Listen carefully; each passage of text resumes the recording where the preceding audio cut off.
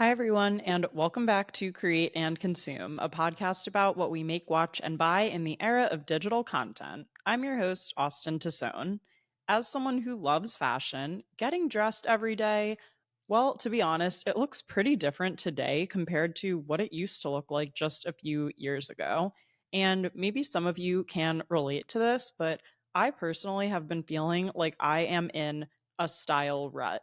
In fact, that's kind of the main reason we haven't done a fashion episode of Create and Consume yet. So today I want to address that and talk about why I think I've been in a style rut, as well as how I plan to get out of it. Because I think that this podcast for me should be just as much about showing my process and me figuring things out as it is about the finished product or the end result. So I hope you're excited for today's conversation. Before we get started, I did want to remind you that it would be amazing if you could rate and review the podcast on whatever platform you are listening to Create and Consume on, whether that be Spotify or Apple Podcasts, or if you're watching me over on YouTube, giving us a like and subscribing to the channel would be extremely helpful and help get the podcast in front of more people. And thank you to everyone who's already done that.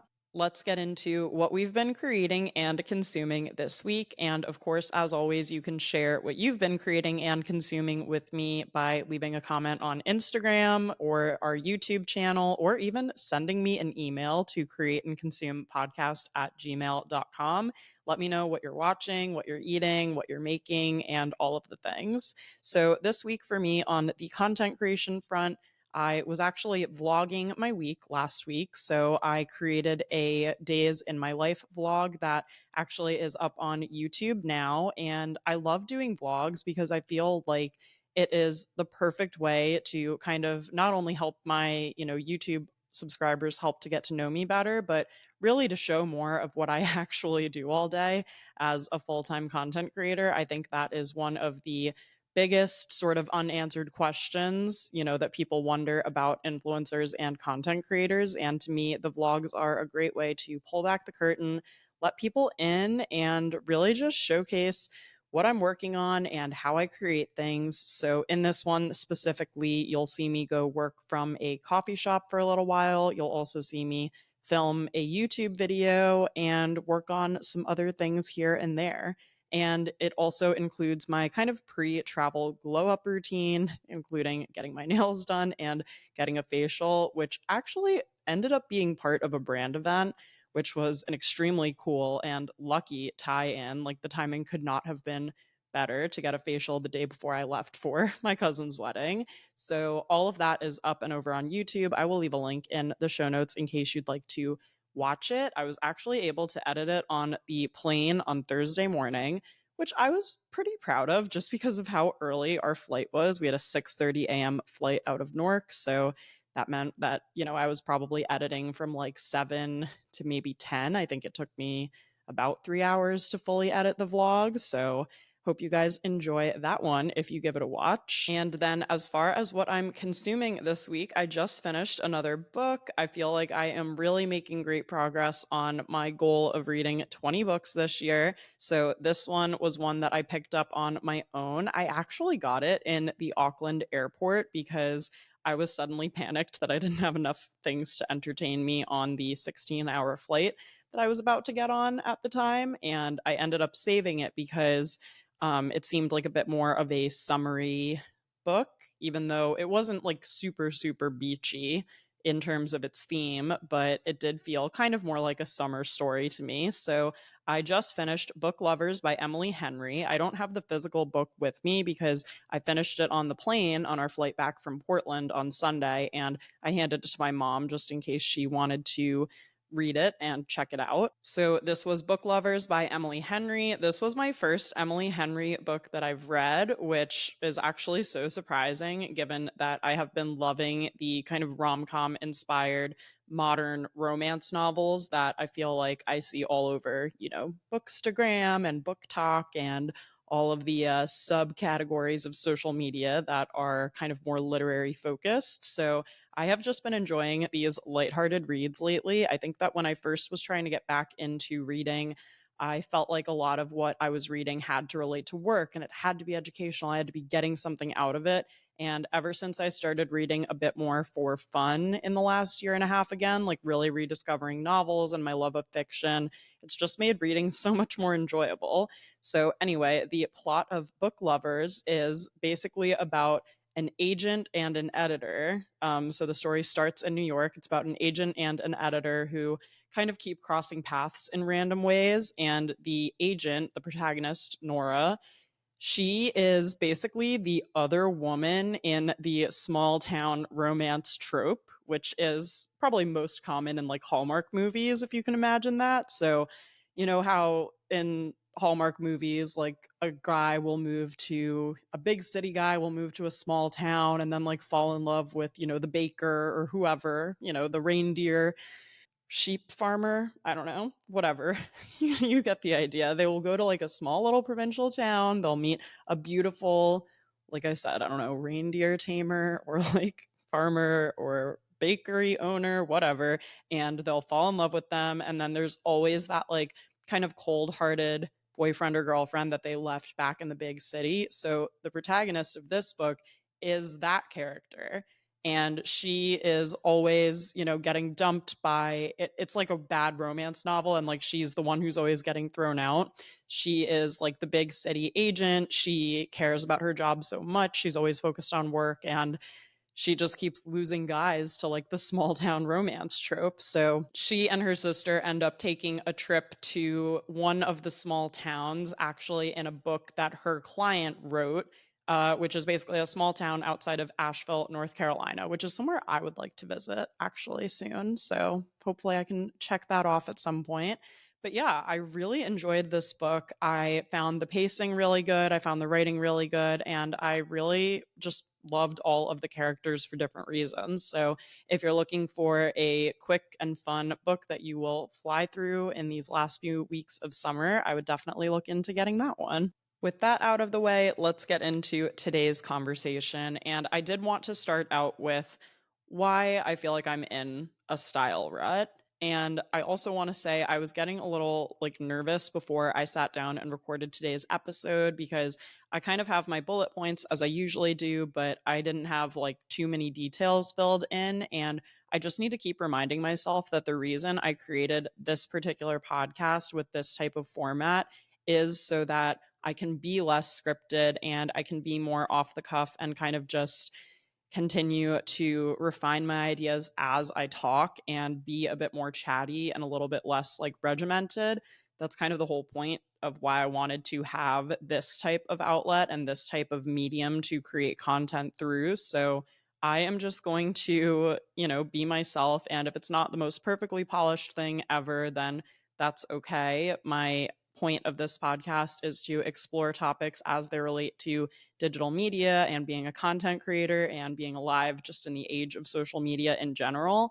And that is really how this kind of ties in. And I think that to go back to the root of why I feel like I'm in a style rut, I don't know if I would feel like I'm in a style rut if it weren't for the social media kind of component of everything, which I think is kind of interesting. But the first thing that definitely led me into feeling like I'm in a style rut is the pandemic.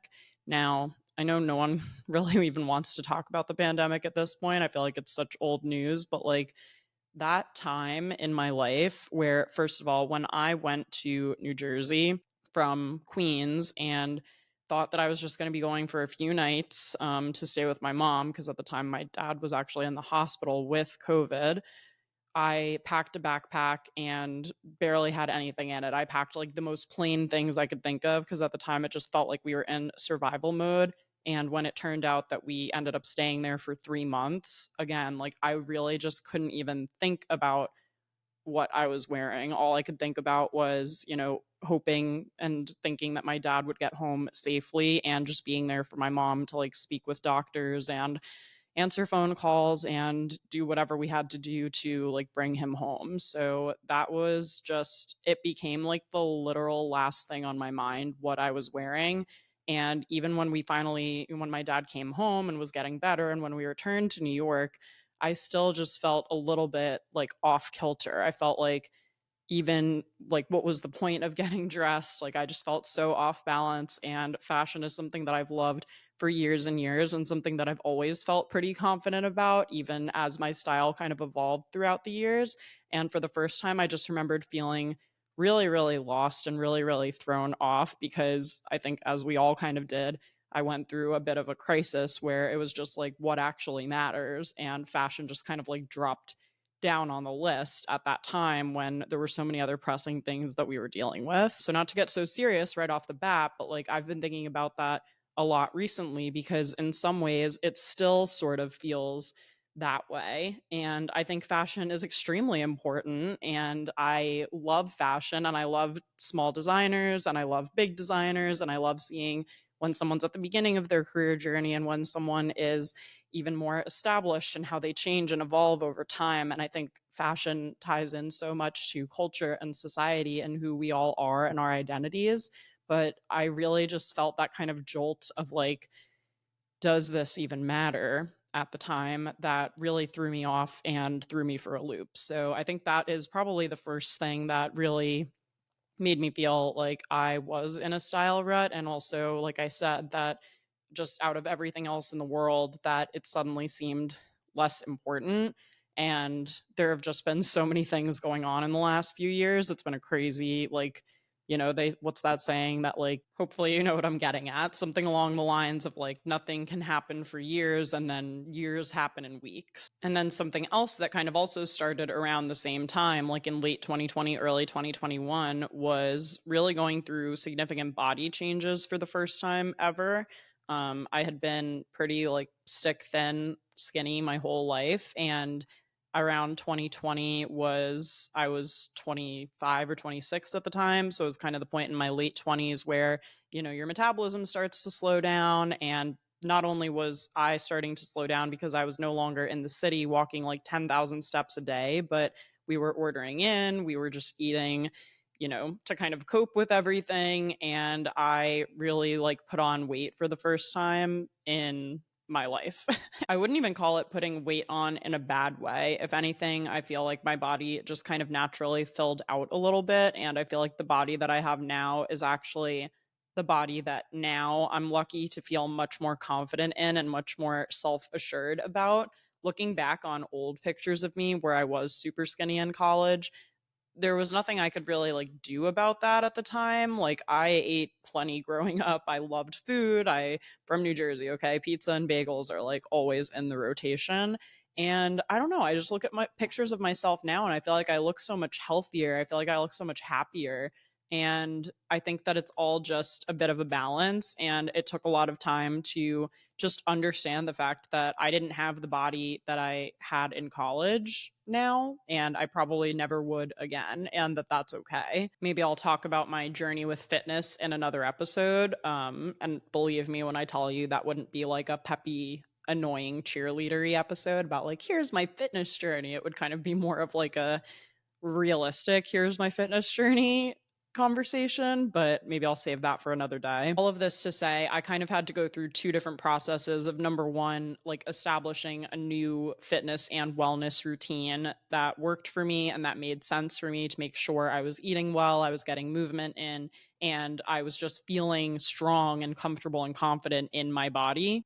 And then also dealing with, the body image issues of just comparing to what my previous body used to look like and wondering if I would ever get back to that, and coming to terms with, like I said, the fact that I probably wouldn't. The fact that I have the ability to just move around and do things and go about my day to day life is something that I'm extremely grateful for. And I feel like whenever I start to spiral or get concerned about body image stuff, like just remembering that totally changes things and puts everything back into perspective. But yeah, I don't really know if I've spoken about that too much, like publicly on social media. I know I mentioned it in the blog post I did about shopping for a wedding dress, because I think that was when it really started to like become something I couldn't ignore and kind of had to deal with a bit more, as I was like kind of kept pushing back the process of shopping for a wedding dress, which is so silly because I was excited to do it, but I was also just a little nervous to do it for all the reasons I just mentioned.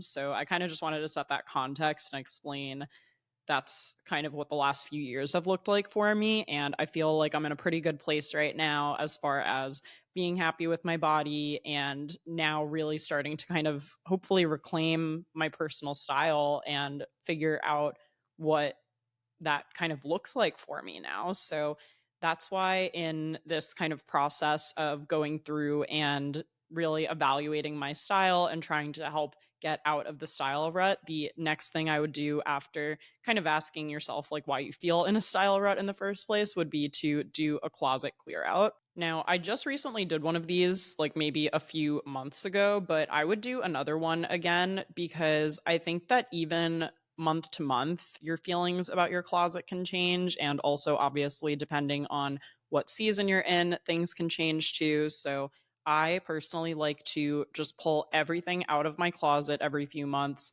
and really start sorting things through. So, first of all, depending on what season it is, I like to put whatever season it is not currently kind of towards the back of my closet. So, those items aren't blocking things that I could be wearing. So, right now, for instance, as I'm recording this, it's August, it's summer. If there's a sweater dress and that's the first thing I see when I enter the closet, that's not going to make getting dressed any easier for me. So, I will usually put the winter stuff to the back if it's summer, summer stuff to the back if it's winter, that type of thing, just to be seasonally in the right headspace and to look at what my actual options are and not what I theoretically could be wearing if it were a different temperature. Another thing that I try to do in this closet clear out process is to try on as many things as I can, especially anything that I'm scared to try on or that I'm not sure about. And that's something that took a little bit of extra effort for me to do the last time around that I did this, because there were certain things that I was like, I feel like this definitely doesn't fit me anymore. And when I put it on, it'll be confirmation that it doesn't fit me. But again, first of all, you don't really know until you try. There were plenty of things I thought that about that I tried on that fit me just fine. And then, second of all, if it doesn't fit you, that is not saying anything bad about you. It's just that the piece of clothing no longer fits you. So it's not about you, it's about the piece of clothing. And there are so many great options now for, reselling clothes like on Poshmark or Depop, or donating clothes like to Housing Works or Goodwill or any local organization that you know of that takes clothing donations. So this is a really great chance to kind of go through, and I don't fully follow the KonMari method, but I do like what Marie Kondo says about asking, yourself if an item brings you joy or not. I feel like that is usually a good pulse check for those things you're not sure about, or maybe those things that you're holding on to that, again, used to fit you and then don't anymore. So that to me is like, if it's stressing me out and if it's not making me happy and just the thought of it being in my closet is giving me anxiety, then that's something that I can just do away with. And I don't need to worry about it or stress about it because, again, it's not my problem that it doesn't fit me. It just doesn't fit me. And that's just how it is. So, in that closet clear out process, that's something I try to think about and keep in mind. And then, on a similar note, I feel like there are certain items that I do need to just go through and refresh every once in a while, or like each season, I'll probably end up buying a new version of whatever a certain staple that I have is. So, for example, you know how sometimes white t shirts, and I know there are some TikToks that explain like how to get stains out of white t shirts and things like that, but like, I have tried a few of these methods and have not actually found anything that has worked for me yet. So if you happen to know of anything,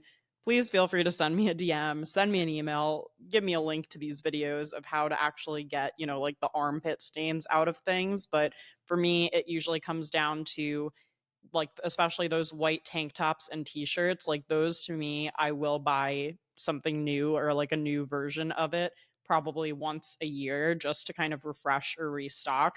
If you see anything with a stain that you just know is not going to come out, or something that ripped that you feel like you can't salvage, it's okay to part ways with those items. If it's not in the condition to be donated, check your local area. I live in Hoboken, and we have these fabric recycling bins that are actually a great place to take items that you aren't going to be able to donate. Like, they kind of don't pass the test of like the quality control for something like that. And they will take, though, other fabrics and recycle them. So I've brought old sheets and stuff there before. I actually currently have a bunch of socks that I want to bring there because I recently got new socks and I got rid of all of the ones that have holes in them and that, they were white when I bought them and now they're kind of like a questionable, like slate gray. So for things like that you wouldn't donate, check in your area to see if there's fabric recycling.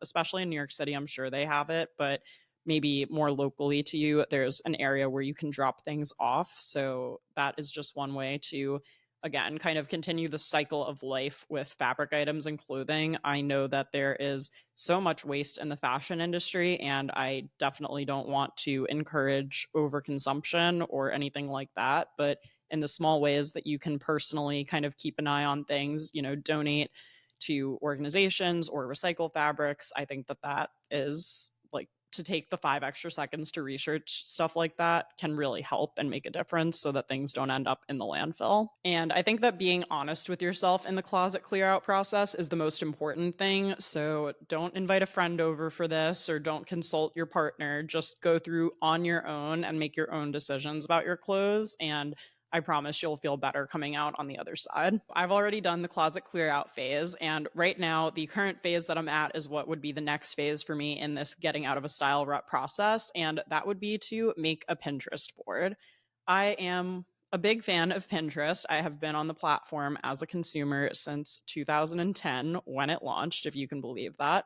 And I feel like one thing that people probably all know about Pinterest by now that I sometimes forget as a content creator is that I can always create secret boards on Pinterest. So obviously I have a lot of front facing, public facing content on Pinterest as a creator, especially to drive traffic to like my blog and my YouTube channel. But I had a secret Pinterest board like when I was planning our wedding. I had a secret Pinterest board. This is a funny story. I had a secret Pinterest board for rings that I kind of made once in a panic just in case like Andrew ever needed assistance. And I sent it to Taylor, my best friend, and I was like, if Andrew ever comes asking, like, here is a Pinterest board of like what I would be thinking of. Andrew never asked Taylor for any help. Taylor never said to Andrew that she had this Pinterest board, so nothing ever actually came of it. And when I got my ring, though, I went back and looked at the Pinterest board and I actually found one like that was borderline identical to one that I had saved on Pinterest. So shout out to Andrew for actually getting that completely right with no help or assistance. That just shows that he knows me very well.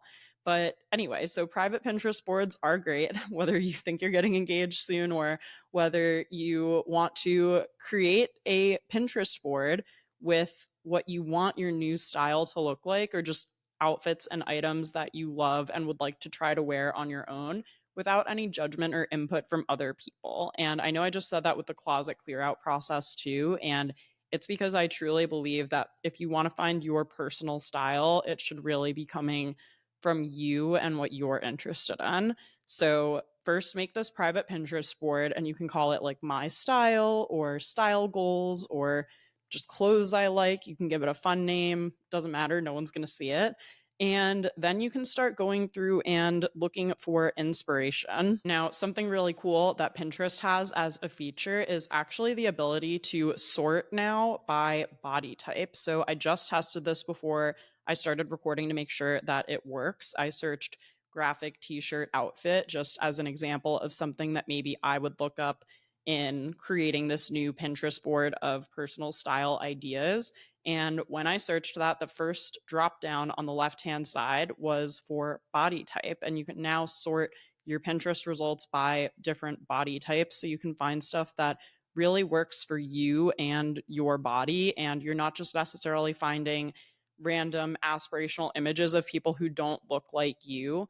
I think that is one of the hardest parts about going and looking outward and looking at other people and what they're doing for inspiration is that sometimes you could see an outfit and it might be hard to picture what it could look like on your body type or on you. And this new feature kind of closes that gap in a way that I think is really cool. So shout out to Pinterest for including that. We're not talking about beauty today, but I believe they also have this now for hairstyles. So if you were to search like wedding updo, you could also search and sort by like straight hair, curly hair. You can go through and kind of, again, find more inspiration images that look like what you have also. So I really like that they are doing that. I think it makes it much easier as a consumer to kind of browse through and find what you're looking for. Some other ideas of things that you could type into Pinterest in addition to like how to style certain pieces, like I just said, graphic tee outfit or ripped jeans outfit. You can also search for celebrities whose style you like. So maybe you could search like Blake Lively style. I'm sure a lot of people do like Princess Diana style. Maybe you're going to be a bit more bold and daring and you want to search like Beyonce style or something like that. So think of some celebrities who you have seen who you think have great taste or you've always liked their outfits, and you could search for those as a point of inspiration. You could also search by decade. So if you are really into like neon colors, maybe you're going to be searching more for 80s fashion. If you're into more classic like sheath dresses and kind of more refined silhouettes, maybe you're going to be searching more for like 40s or 50s inspired fashion. So those are some things you could type into the search bar as well. The one thing that I would say to avoid in your Pinterest searching, if possible, is too many current trends or like one-off trendy items that maybe you've recently seen and think that you like but haven't had time to really think about, whether the fact you actually like them or not. So that is kind of just something that I would recommend avoiding, because just because something is trending right now doesn't mean that it's something that fits into your personal style or it's something that you would find yourself reaching for again, years to come after you do this kind of personal style reset. So that is kind of just something to keep in mind. But Pinterest, because it's digital, there's no shortage of ideas. You can save as many pins as you want. You could even make like sections within your board. I've never actually done this before, but if you want to make sections for like tops, bottoms, shoes, accessories, things like that, that might make it easier to kind of refer back to later. So after you've done your Pinterest saving and scrolling, I would also recommend going to Instagram and doing the same thing. Now, I will say with Instagram, this is where I tend to compare myself a lot more.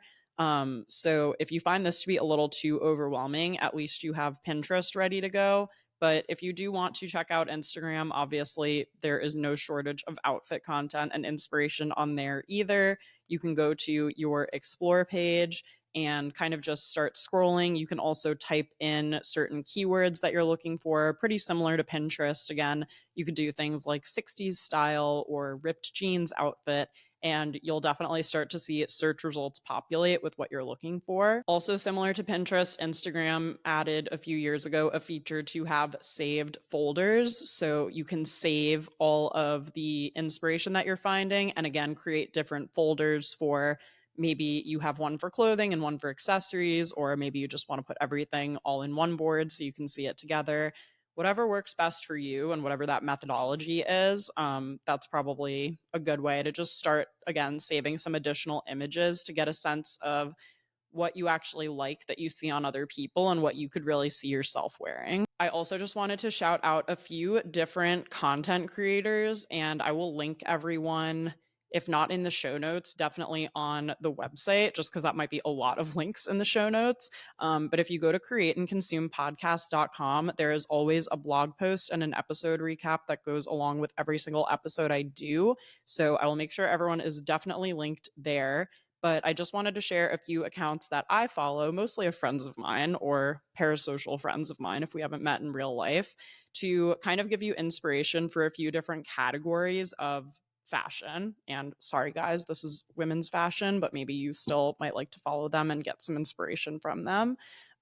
So, in terms of more maximalist fashion, my friend Caroline is actually, she's really blowing up on TikTok right now. I think she's probably going to hit 1 million soon over there. She is the queen of colorful style. Her handle is C Vazana with 2 Z's. And she always just posts like fun New York City outfits that, you can't help but smile when you see her outfits. Also, my friend Audrey, her handle is Audrey Kate Lopez. She also is more of a maximalist. She also shares a lot of great styling hacks and different ways to wear things. So she does a lot of series like 30 Days of Summer Accessories, 30 Days of Summer Outfits. So definitely go check through. I bet they're on her Instagram highlights or her TikTok playlist. So go check through some of those if you're looking for more like styling inspiration and tips, I feel like she has quite a lot of them. If you're looking for more chic and classic style, I wanted to shout out my friend Opal. Her handle is Opal by Opal. She also lives in New York. She is such a sweetheart, and she has her own jewelry brand, which is really cool too. So definitely check her out. I feel like her outfits are a nice balance between they're not too out there, but there's always creative details in there that don't make them minimal. So I feel like she's really balanced in that sense, and also is a good person to look at for accessories inspiration, of course, because she has her own brand. And also wanted to shout out Crystal Bick. That's Crystal with a K underscore Bick. And she always just has these beautiful chic outfits on, and she does them in the context of these like cinematic videos and reels.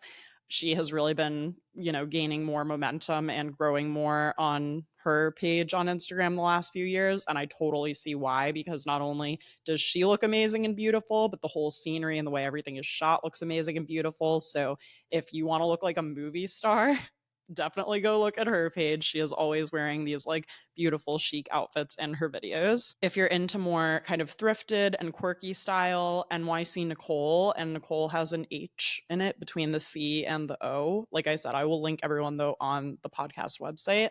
She is actually the owner of the Niche Shop here in New York City. I have been to the Upper West Side location, or sorry, no, the Upper East Side location. They recently opened an Upper West Side location, and I absolutely love her outfits and her inspiration that she shares on her own page too. She thrifts a huge percentage of her wardrobe. So if you are looking for inspiration on that side of things, definitely check her out. And also check out Tarmars. Her handle is Tarmars with a Z at the end. Her name is Tara. She lived in New York and recently moved back to Ireland, where she's originally from. And she also, I feel like, has such a great eye for thrifted pieces. I don't know exactly how to classify her style, and I bet she would probably be happy to hear me say that, because I think that her style is like kind of ever evolving and ever changing, but it always still makes sense for her at the end of the day. So again, if you're looking for kind of just not the same, cookie cutter outfits that you see on Instagram all the time, she always has a great eye for stuff like that. And if you're looking for more minimal style, kind of featuring closet staples that you can wear time and time again, Castamiko is someone who I have followed for years. I've also met her a bunch in New York. She lives in Miami now currently. She just always looks chic and elevated. She also has a jewelry brand called Orium, and I feel like she is the queen of like the capsule wardrobe in some ways. And I would also suggest my friend Carrie Faye, who is also based in New Jersey. She is just always great about mixing and matching wardrobe pieces. She has a lot of videos on her TikTok where she features stuff like that and kind of shows you like different ways to wear those key basics. But she never looks like, I never look at her outfits and think they're boring. They're minimal, but they're never boring.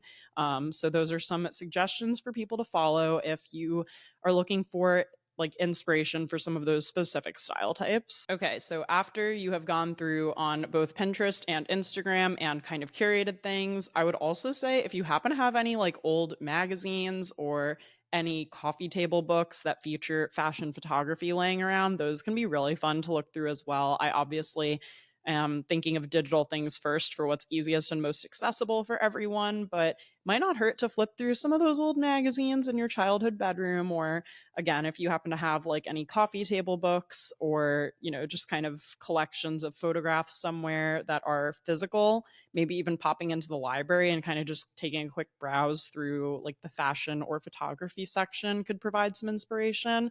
That's kind of taking things one step further if you want to, but once you've kind of curated this collection of images from all of these different sources, the next thing that I would do is to look through your Pinterest board, your Instagram, maybe also a physical collage or something if you've ended up making one of those, and look for any patterns. And when I say patterns, I'm thinking, are there any single items that you see repeated a bunch of times? Like, for example, did you save 5 different outfits that all feature a leather jacket? That is a good thing to add to your shopping list, and that's a sign that that is a piece you could see yourself wearing time and time again. If you saw yourself saving a lot of reds and pinks, like me probably, those are 2 of my favorite colors to wear, maybe those are some colors to consider incorporating into your wardrobe as well. Also, again, did you save like a ton of denim pieces? Did you save a ton of leather pieces? Did you save a ton of cotton pieces? Identifying the fabrics that you like as well is really helpful just in terms of things to look out for when you do ultimately go shopping and kind of try to fill in and recreate the Pinterest boards, but like recreate them in your own way and bring them to life. Also, if you're saving a lot of things that are beaded, a lot of things that are floral patterns, just make note of anything that you see repeated like 2 or 3 times at least, because that will kind of help you create this, again, visual collage in your head and have a better sense of what to look for when you are actually shopping so that you're not buying random things. You're buying the things that you yourself have personally saved and thought about in the context of your own wardrobe before so that you have that reference point to always come back to. Once you have this list and you can put it, either in the notes app, you can actually write it out, you could put it in a Notion page or whatever way you want to kind of organize everything. I also personally would probably take a bunch of screenshots and kind of create a mood board or a vision board in Canva. So you can do this with a free Canva account. You can just start kind of taking some pictures of what you've saved, some screenshots of what you've saved from Pinterest and Instagram, import them to Canva, and kind of create like a style mood board for yourself.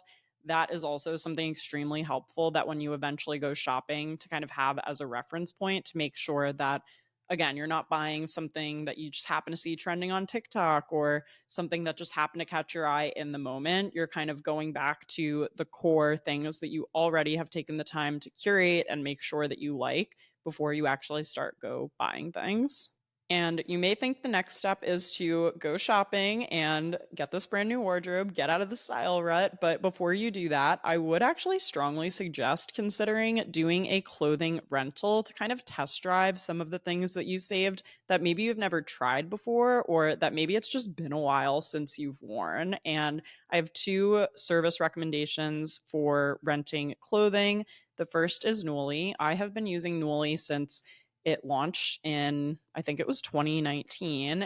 I really love Nuuly. It is part of the Urban Outfitters company. So they have, clothing from Anthropologie, Free People, and Urban on there, as well as, I believe, like more than 100 other brands. When you rent a box on Nuuly, you get 6 items for $98 and you keep them for a month. So I have done this before ahead of special events like attending weddings, for New York Fashion Week, even just before the holidays. If I want to wear some fun pieces that I wouldn't necessarily find myself needing to wear a second time or wanting to wear a second time if they were super memorable, this is just a great way to kind of, again, test drive anything that might be new to you that you want to experiment with and see how you like it before buying it. And then another clothing rental service that I've tried and liked but just haven't used as often is Fashion Pass. I believe you can rent 2 items at a time, but you can also switch them out more often. With Nuuly, you can't really switch out individual items when you rent them.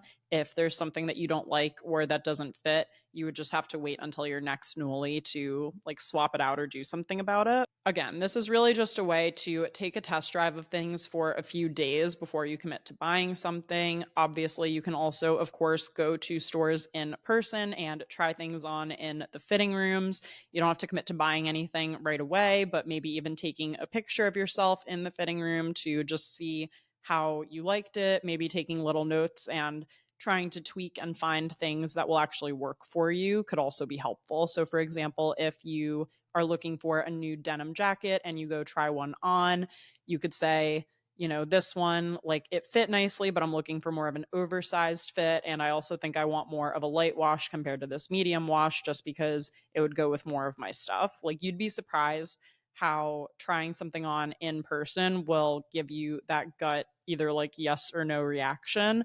Does it spark joy? Does it not type thing? And it'll just save you time and money as you continue shopping and kind of continue to try to like get out of your style rut as you keep going. If you get a chance to either rent clothing or go in person and try things on, then another thing I would do is kind of go in and make a list of any stores that you really like or you feel like are reliable or that align with your personal style. So if you have saved images of bloggers or content creators and you see that they've tagged brands in those photos, I would maybe take note and write down a few of those brand names or a few of those store names just so you can go and investigate further and kind of look for yourself. Mine kind of tend to vary, but a couple of stores that I will go back to time and time again include stores like Cezanne. I actually currently am like working with Cezanne. They give me a gifting credit and I'm able to choose items from their site, which is really cool. But every single thing that I've gotten from them has been really high quality and fit me really well. So I appreciate like the size consistency as well as the quality consistency from them. Also, I love Free People. I mean, I worked there for 3 years in college, so I'm no stranger to a good old Free People item. I feel like even though it can be a little bit on the expensive side, and I say this as someone who used to have an employee discount, again, usually the quality ends up being pretty worth it for me. I have Free People items even from when I worked there in college that, are oversized enough that they still fit me now or that really have kind of held up over time. So that is something that I look for when I shop too. Nordstrom is honestly just the department store I grew up going to. I feel like their return policies are usually pretty good and so is their customer service. So that is a place that I often look for kind of basics and items as well. And there are other stores too, like Madewell, Zara. Again, not all of these stores are going to be 100% perfect in every category in terms of, price or sustainability or all the things that are ideally important. But I also want to acknowledge the fact that, I am turning 30 next month. A lot of my listeners are probably in the millennial Gen Z range as well. And even if we, aspire to just have a full wardrobe of designer stuff one day, that might not be realistic right now. So just trying to find that balance of, spending money on things that aren't just crap, like anything you would get from Shein, basically, and things that are not too expensive or too out of our price range that we really can't afford. And then as you kind of start shopping, I think that finding a few of those key staple pieces that feel easy to style various different ways, maybe that you came across in various different ways as you were doing your kind of curation process and looking through Instagram and Pinterest are good things to keep in mind. I wrote down 4 staples that I have in my closet right now that I kind of feel like check some of those boxes and that I'm going to use as inspiration when I do the rest of this kind of exercise after I stop recording. One of them is a relatively recent purchase. I actually got it from Amazon, and I have to say, you guys, most of what I've purchased from Amazon Fashion really has held up over the years. It's been weirdly good. But I recently purchased something that I've been calling the Saturday dress. I was telling Andrew, I was like, every single weekend this summer, I have just wanted to wear this dress. And it's basically a black maxi dress. It probably hits like right above my ankles and it has little ruffled sleeves. And I just absolutely love it. I feel like it is dressy enough for, like, I wore it to my cousin's welcome drinks this past weekend when we were in Washington State for that. And I feel like it's casual enough to wear with sneakers and walk around New York City doing whatever on a beautiful Saturday. So I will link the dress in the show notes. Also, just the right graphic tee. I recently got one from Cezanne and I actually just got a second one. The first one that I have and that I really have enjoyed styling is white with red letters. It says ciao in all lowercase. And I just absolutely love this. To me, this is the perfect graphic t-shirt. The design is not overly complicated. It tucks into denim really nicely. I feel like I can layer it in the fall and winter with jackets over top, or it can kind of stand on its own right now while it's still pretty warm outside. I also have another one that I've been calling the perfect pink tank top. This was actually something I rented from Nuuly and ended up buying sort of by accident. I actually rented it and wore it over my cousin's bachelorette weekend. And when I mailed back the Nuuly, I hadn't finished unpacking from the weekend. So I later discovered it in my bag. But I decided to buy it. I think it was only like $40 because you get a discount if you purchase something from your Nuuly. And of all the items that I rented, I'm really happy that I kept this one because it is just dressy enough, again, that like anytime I want to go somewhere and I need something that isn't going to be too warm because it just has these tiny little spaghetti straps that tie at the top like a bow. And then it kind of has this peplum, so it flares out a little bit and hides my stomach, which is an area that, like, as you know, I'm shopping for things, I am not necessarily trying to highlight right now because that's just the part of me that, I'm still working on loving, if you want to say that. But it's just the part of me that I wouldn't necessarily look to highlight. So this silhouette actually worked out perfectly for that. And I love that I could wear it just with shorts to go sit out by the waterfront here in Hoboken, or I could dress it up with jeans and some cute shoes to kind of wear it and style it more for a night out. So that one has been a great purchase and a great find as well. And then the last one on my list is just a pair of well-fitting jeans. And these are always a little bit of a struggle to find and take a little bit of trial and error, but my current favorite are the Abercrombie 90s relaxed jeans. I absolutely love these on me. I feel like they make me look really tall. I just like the shape and silhouette of them, and I feel like I really know how to style them at this point. So I actually own them in both blue and black. And then other places that I've bought denim in the past are Madewell. I actually own the perfect denim shorts from Madewell, and can I just say, well named item. They are the perfect denim shorts. I'm obsessed with them. And I've also gotten denim before from American Eagle. I weirdly have this one pair of jeans, and this is why you should try everything on when you do your closet declutter, that I have had like since I was 23, maybe, that still fit me. Yes, maybe they fit me a tiny bit differently than they did back then, but I still love the fit and how they look, and I still wear them to this day. And even as my body's gone through changes and technically, like my size has shifted a little bit, for some reason those still fit. So again, that's why you really need to try everything on when you do your closet declutter, because you just never know what might surprise you. American Eagle is definitely my favorite place to shop for like skinny jeans and jeggings as well, because the fabric is just amazing. And sometimes they have like a buy one, get one 50% off deal. They're always having sales. So definitely check there. Okay, guys, so I'm going to be following all of these steps and doing this process with you. If you are going to join me in getting out of a style rut, definitely keep me posted on your progress. I will try to keep you posted on my progress as well. And as always, thank you so much for listening to this episode. You can support Create and Consume for free by doing any of the following. You can leave us Apple and Spotify ratings and reviews. You can like, subscribe, and hit the notification bell if you're watching on YouTube.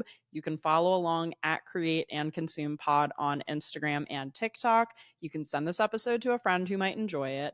And as always, be sure to check out episode recaps and more at createandconsumepodcast.com. Thanks again for listening, and I'll talk to you soon.